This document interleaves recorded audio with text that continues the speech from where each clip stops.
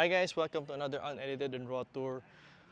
Now we're here in Southview Homes, Carindola. Kakatapos ko lang mag-viewing and I just saw these two ready for occupancy houses. As you notice, ang nagiging clients ko are mostly people looking for ready for occupancy houses. So I can just help but feature this corner lot na nakita ko na ready for occupancy. It's in San Pedro, Laguna. It's Southview Homes. Easily, sobrang commutable po nito. Ang maganda po rin dito is it's accessible to an SM sa SM Tunasan.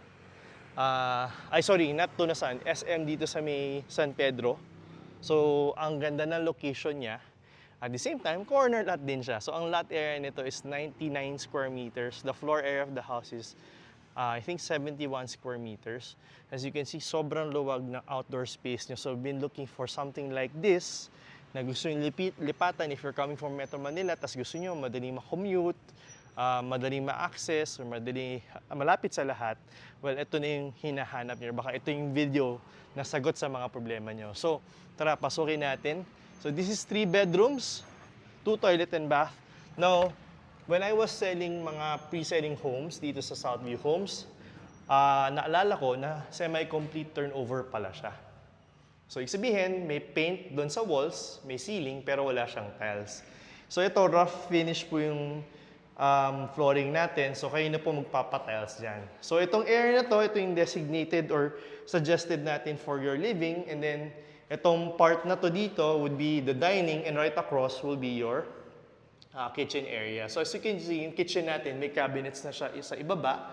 And then, meron tayong provision for either this side for your oven and cooktop, and then dito sa kabila yung ating refrigerator. Pero ito, kita nyo naman, naka-granite countertop siya. Pwede nyo pang padagdagan ng cabinets yan para mas marami kayong malagay. Okay, so ito po yung itsura niya coming from the kitchen.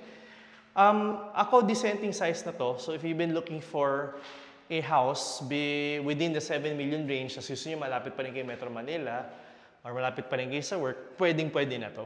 Okay, so this is the toilet and bath dito sa ground floor. So may tiles na ang ating shower area. Meron na tayong exhaust fan, meron tayong shower, and then may tiles din tayo sa flooring. Okay, akit naman tayo dito sa second floor.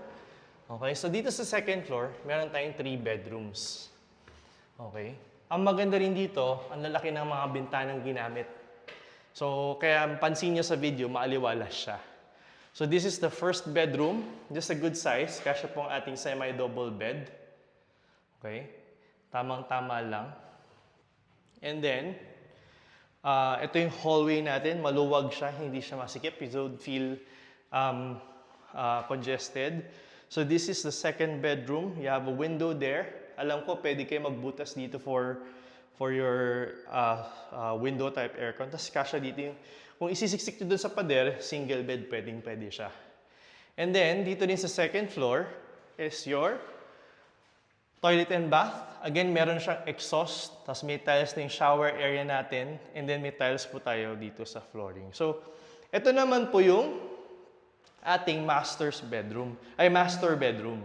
So, yung master bedroom natin, kasya dito yung queen size bed. And then, meron tayong space dito on this side. Kung gusto ko dito na pwede nyo pong paglagyan ng cabinet. Or if you want, pwedeng lagyan ng desk area.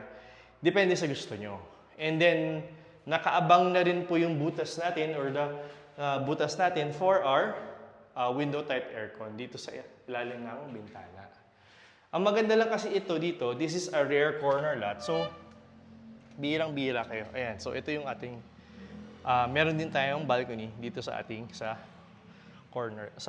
ating corner lot house. Ayan. So, kung gusto nyo, if you want to know more about this house, go on a site visit while it's still available. Because again, this is a corner lot. It might go fast. Contact us in the contact information and sa description box and sa comment section. And please, subscribe kayo sa amin so that we can continually do this. How do you support us? It's either you watch our videos and subscribe to our channel. And if syempre nakabili kayo ng property. So, see you sa next videos natin. Bye guys!